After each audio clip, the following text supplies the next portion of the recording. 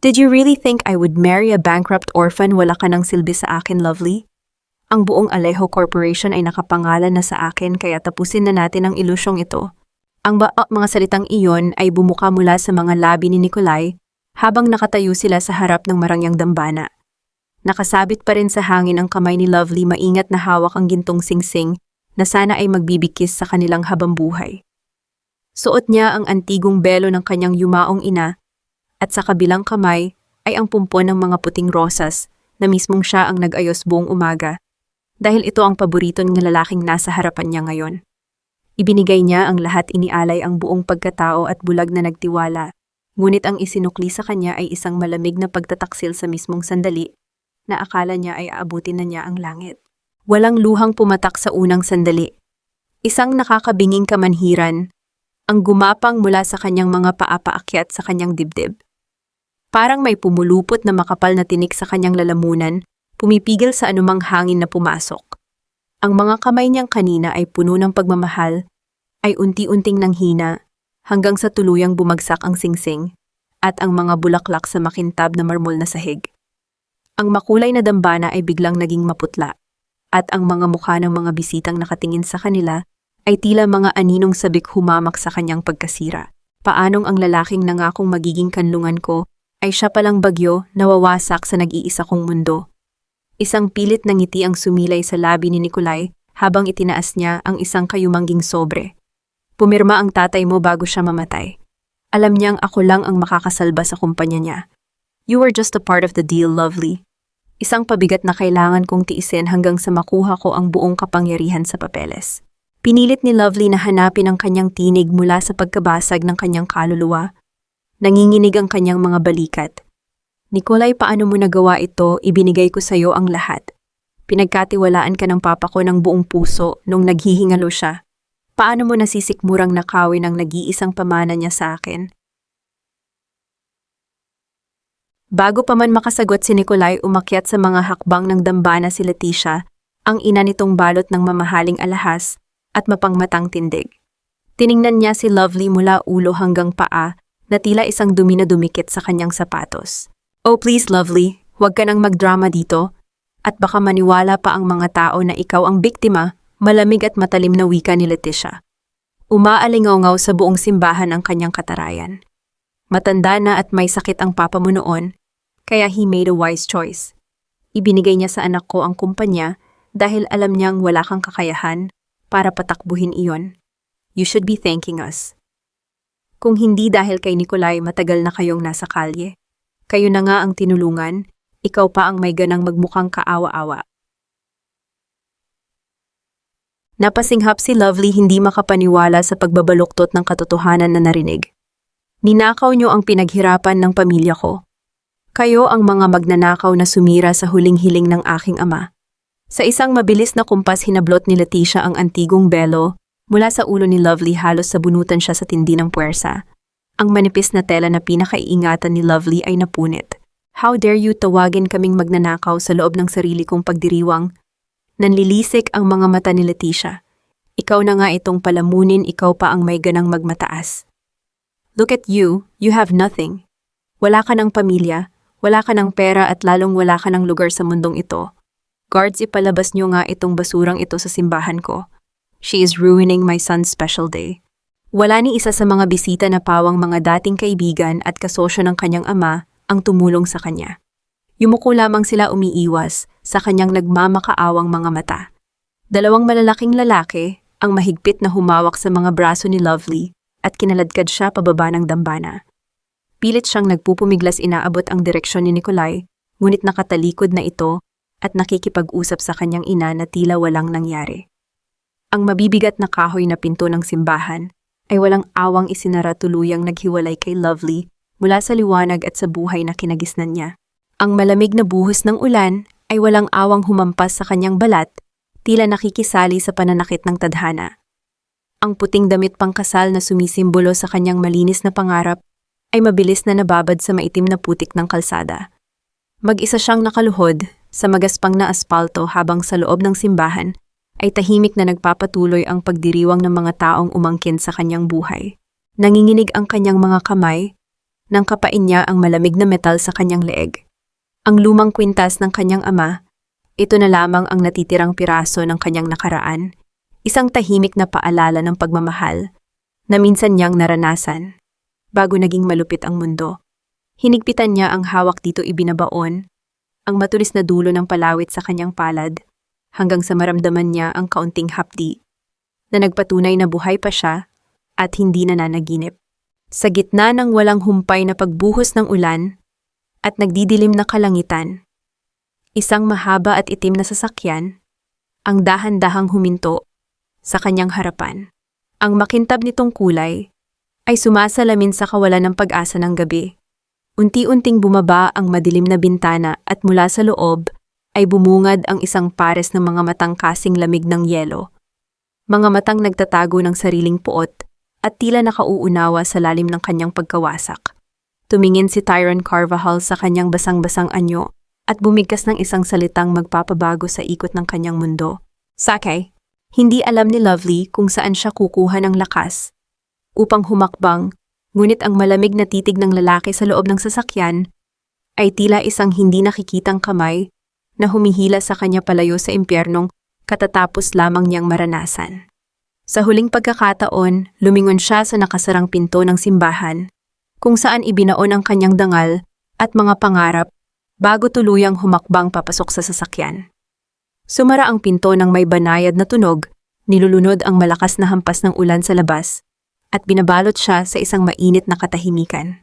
Ang amoy ng mamahaling katad at banayad na halimuyak ng sedro ay agad na pumuno sa kanyang mga pandama na nagdulot ng bahagyang kapanatagan sa kanyang nanginginig na katawan.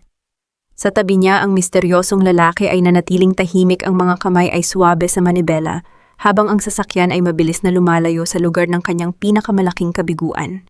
Walang nagsalita sa kanila sa loob ng mahabang oras, tanging ang mahinang ugong ng makina at ang ritmong pag-andar ng mga wiper sa salamin ang naging musika sa kanilang paglalakbay patungo sa hindi malamang destinasyon. Nang huminto ang sasakyan, bumungad kay Lovely ang isang dambuhalang tarangkahan na bumukas ng kusa na tila nag-aanyaya sa kanya sa isang bagong mundo. Isang malaking dinhuhu, isang palasyo ng katahimikan at karangyaan ang nakatayo sa gitna ng malawak na bakuran na pinaliligiran ng matatayog na puno. Ipinagbukas siya ng pinto ng lalaki at tahimik siyang ginabayan pumasok sa loob ng mansyon kung saan ang bawat sulok ay kumikinang sa karangyaan, ngunit nababalot naman ng isang uri ng lungkot. Magpalit ka muna ng tuyong damit dahil masama ang sipon para sa mga susunod nating plano. Malamig na utos ng lalaki sa kanya. Inabot niya kay Lovely ang isang malambot na tuwalya at isang malinis na panyo upang mapunasan ang basang mukha. Ngunit habang ginagawa iyon, iniwas niya ang kanyang mga mata kay Lovely, pilit na itinatago ang kislap ng puot at matinding pangungulila na tila nanggigigil sa kanyang sariling alaala, isang kilos na nagpakita na may sarili rin siyang krus na pinapasan. Nang makapagpalit si Lovely ng isang simpleng kasuotan na inihanda ng mga katulong, hinarap niya ang lalaki sa isang malawak na silid-aklatan kung saan naroon ang libu-libong libro at ang amoy ng lumang papel. Nakatayo ito sa harap ng malaking bintana, nakatingin sa kadiliman ng gabi habang hawak ang isang baso ng inumin. Sino ka ba talaga? At bakit mo ako iniligtas sa gitna ng ulan, basag, at nanginginig ang boses na tanong ni Lovely habang nakayakap sa kanyang sarili upang pigilan ang pangangatog ng kanyang mga tuhod.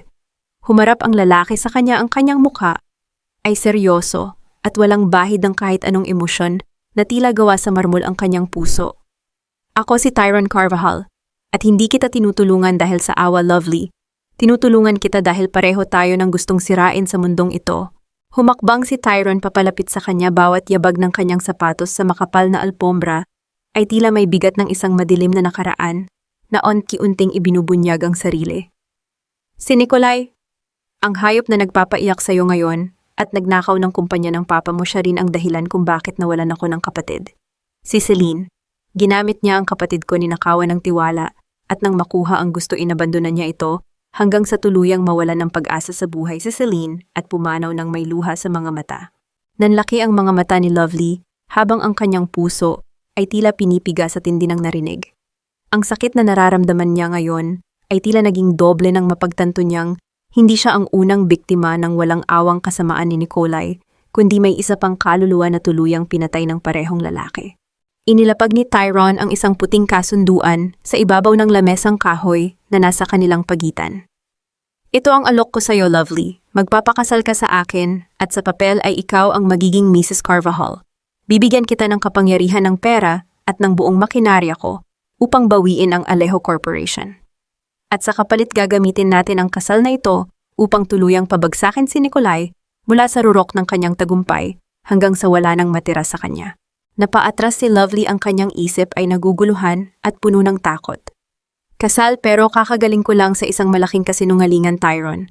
Paano ko malalaman na hindi mo rin ako gagamitin para sa sarili mong interes at pagkatapos ay itatapon na lang na parang basura? Gagamitin nga kita, Lovely, hindi ko yon itatanggi. Tapat na sagot ni Tyron habang nakatitig sa kanyang mga mata nang walang kurap. Ngunit hindi kita itatapon dahil pareho nating gustong mabura ang ngiti sa mukha ni Nikolai. Ngayon, desisyon mo kung mananatili kang biktima na umiiyak sa gilid ng kalsada o magiging kasosyo ko sa pagpaparusa sa taong sumira sa ating mga buhay. Bago sumagot, napadako ang tingin ni Lovely sa isang maliit na kwadro sa ibabaw ng lamesa ni Tyron na naglalaman ng larawan ng isang magandang babaeng may matamis na ngiti, si Celine. Ngunit ang kumuha ng kanyang pansin ay ang suot nitong maliit na brotse na may hugis ng isang asul na paru-paro. Biglang bumalik sa kanyang alaala ang isang hapon noong siya ay nasa universidad pa. Isang beses niyang tinulungan ang isang umiiyak na babae sa hardin ng paaralan at ibinigay dito ang kanyang paboritong asul na brotse upang pasayahin ito. Ang tadhana ay may kakaibang paraan ng paghabi ng kanilang mga buhay upang magtagpo sa iisang landas ng paghihiganti at paghilom. Tiningnan ni Lovely ang panulat na nasa tabi ng kasunduan habang ang kanyang kamay ay nanginginig sa takot at pag-aalinlangan. Ngunit nang maisip niya ang mukha ng kanyang yumaong ama, ang mapanuyang tawa ni Leticia at ang walang awang mukha ni Nikolai. Habang kinakaladkad siya, palabas ang kanyang takot ay unti-unting napalitan ng isang naglalagablab na determinasyon sa kanyang dibdib. Humarap siya kay Tyron, ang kanyang mga mata na kanina ay puno ng luha ay ngayon ay kasing talas na ng isang espada na handang sumabak sa digmaan. Kinuha niya ang panulat at tinitigan ang lalaking magiging kasama niya sa mundong puno ng puot at lihim na pag-asa. Gagawin ko. Walang mga nagtataasang pader ng simbahan, walang mga palamuting gawa sa mga mamahaling bulaklak, at higit sa lahat, walang mapanuyang mga matang nakatingin sa kanya. Ang pag-iisang dibdib ni na Lovely at Tyron ay naganap sa loob ng isang tahimik at pribadong tanggapan ng alkalde. Suot ni Lovely ang isang simpleng puting bestida na pinili ni Tyron para sa kanya isang napakalaking kaibahan. Sa marangyang damit na nabasa, at napunit sa putikan ilang araw lamang ang nakalipas. Ang pagguhit ng tinta sa makapal na papel ng kanilang marriage certificate, ang tanging nagpatunay na siya na ngayon ang bagong Mrs. Carvajal. Ngunit habang tinititigan niya ang kanyang bagong pirma, wala siyang naramdamang tagumpay, kundi isang malamig na realidad na tuluyan na niyang ibinenta ang kanyang kalayaan kapalit ng katarungan. Pagdating nila sa dambuhalang mansyon, ang katahimikan ng lugar ay agad na bumasag sa anumang ilusyon ng isang mainit na tahanan. Nakapila sa malawak na pasilyo, ang mga kasambahay nakayuko, ngunit may mga matang matalim na sumusuri sa kanyang bawat galaw. Sa unahan nila ay nakatayo si Manang Salve, ang mayordoma ng bahay na may mahigpit na pagkakatali ang buhok at may panganatila laging nakakuyom. "Welcome home, Sir Tyron," formal na bati ni Manang Salve. Pagkatapos ay unti-unting lumipat ang kanyang paningin kay Lovely, isang tingin na puno ng pagdududa at hindi maitatagong paghamak. "At sa inyo rin po, ma'am. Naihanda na po namin ang guest room sa silangang bahagi para sa inyo. Nilinis ko na rin po ang mga alikabok na naiwan." Naramdaman ni Lovely ang pinong pambabastos sa mga salita ng matanda. Para kay Manang Salve, siya ay isang estranghera, isang gold digger na nakahanap ng pagkakataon upang makaahon sa hirap sa pamamagitan ng pag-akit sa kanilang amo. Hihinga sana ng malalim si Lovely upang palagpasin ang patutsada, ngunit narinig niya ang malamig na boses ni Tyron sa kanyang tabi. "She is my wife, Salve. Tratuhin niyo siya bilang ginang ng mansyong ito, hindi bilang isang bisita." Marin at walang emosyong utos ni Tyrone bago ito bumaling kay Lovely nang hindi man lang nagbabago ang tigas ng mukha. This marriage is a shield and a weapon, Lovely. Huwag mong asahan na magiging normal tayong mag-asawa sa loob ng bahay na ito. Ang kwarto ko ay nasa kabilang dulo ng pasilyo.